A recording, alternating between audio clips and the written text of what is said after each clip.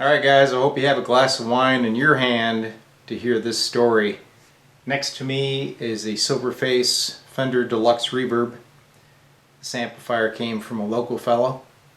It's actually been to 3 repair shops, twice to California, and once to Nashville. The guy's got like $1,000 in repair cost wrapped up into this amp. But unfortunately, it's never worked right. And every time he sent it out, he said more bags of parts would come back with it, and it just kept getting progressively worse. He also lost all of his original tube shields. It went out originally with RCA tubes. They were gone when it returned. It's a sad story. And I feel really bad about it, but you know what? I'll make it right for the guy, but unfortunately, it's going to cost money once again. So let's take a little guided tour. There's a lot of interesting things that happened to this poor thing during its journey. Let's take a look. Alright, let's start our little tour top side of the Fender Deluxe. So I always remove the cap cover immediately to see if I'll be changing filter caps. And I thought, hey, look at there, it's got F&T caps. Then I started looking a little bit closer at this and I thought, man, something just is not right. So the original Deluxe had 5 16 microfarad caps across here, as you see. These 3 are 16 microfarads, so that's cool. But these 2 should also be a pair of 16s or maybe some 22 microfarads wired in parallel to give you approximately, let's say, 40 microfarads of first stage input capacitance. But if you look, these are 100 microfarad at 350 volts, and they're not wired in parallel. There's actually 220K resistors strapped across the positives and the negative side of these caps. And I thought, you know, I've seen this before. The Supers and the Vibroverb had these cap configurations, however this one was flipped. Negative was here, positive was here, the other one's in series, and these resistors were in between as the balancing resistors. I thought, well, why would somebody put that cap configuration in the Deluxe? And it's wrong, because these should be strapped across the caps, not in parallel from positive, positive, negative, negative. So I don't know what's going on there. So the owner was complaining that the amplifier had excessive hum and low performance, meaning there wasn't any punch when he was playing. It was lacking those dynamics. This is more than likely the cause of that problem. Alright, let's go underside and see what awaits us. Alright, we're going to start on the right side of the chassis and work our way over, because I want to show you all the different things that have been going on with this poor amp.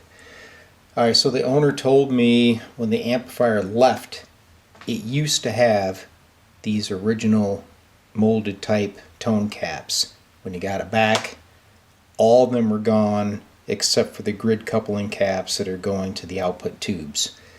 So it inherited these blue ugly caps and these brown nasties. Okay, you can see that there are some updated caps. I believe that's a Jupiter cap, and some of the resistors have been changed out. These are the newer style, but there's just a mix match of parts. Nothing made sense, nothing was uniform. And the other sad thing is when all this work was going on, there was just flux spread all over the board. So it is now contaminated. There's spots of mold, and of course it's warped, but that has nothing to do with the repair. Alright, so we'll work our way over here a little bit more. And you can see there was a little bit of work in the tremolo circuit. Some caps have been changed there.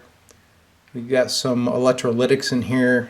These appear to be a decent brand, but once again, kind of a mix match. So there's a Sprague there. He was tagged in. It appears as though the LDR module has been changed. There's some silicone holding wiring down, possibly when they're chasing noise. We'll go over here to the output section area. You can see there are the last remaining molded type blue caps that everybody loves, and those couple to the grids of the 6V6s. I'm going to reposition the camera because there's a few things over here in the power supply area that I want to show you. Alright, let's pan over here to the output tube sockets. And if you take a look right there, you're going to see two resistors. These are 1K 2-watt resistors that are crossed pins 4 and 6. So this is the screen circuit. Normally Fender would use 470 ohm resistors. I don't know why those were bumped up to 1K. It may not make a difference, but part of my job will be returning this amp to stock.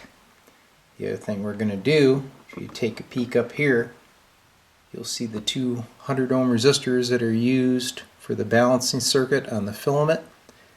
This situation to me is not good, having the high current leaving the transformer, going direct to the lamp, and then going down and feeding the tubes. We are going to reroute that wiring, put a terminal board, and put the high current here and just use some 22 gauge wire to the lamp. So yeah, it's pretty hard to believe this poor Fender amp has been at several repair shops, and every time it came back it was just worse and worse and more expensive for the owner, and now he brought it to me and we're gonna have to go through it again. But I'll make it right for him. But it gets me to wonder, could there possibly be a California cobbler out there? Hands, dog can't fix it, really had no plans, took a bunch of parts, flux pour like honey, never worked right, but still got his money, yeah. Maybe so.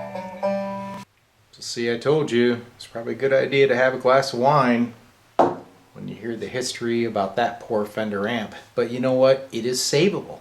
Okay, so I talked to the owner.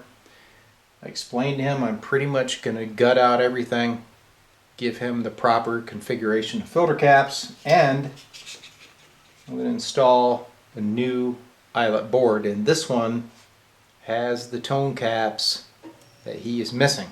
I happen to have a set. So this is going to go in there. I'm going to rewire, clean this thing up, and make it back to being that great Fender amp that it used to be. But this time, the cobbler is not invited. I'll get back with you guys after I've done the repairs and we'll do a test. It's going to be a great project, another challenge for D-Lab Electronics.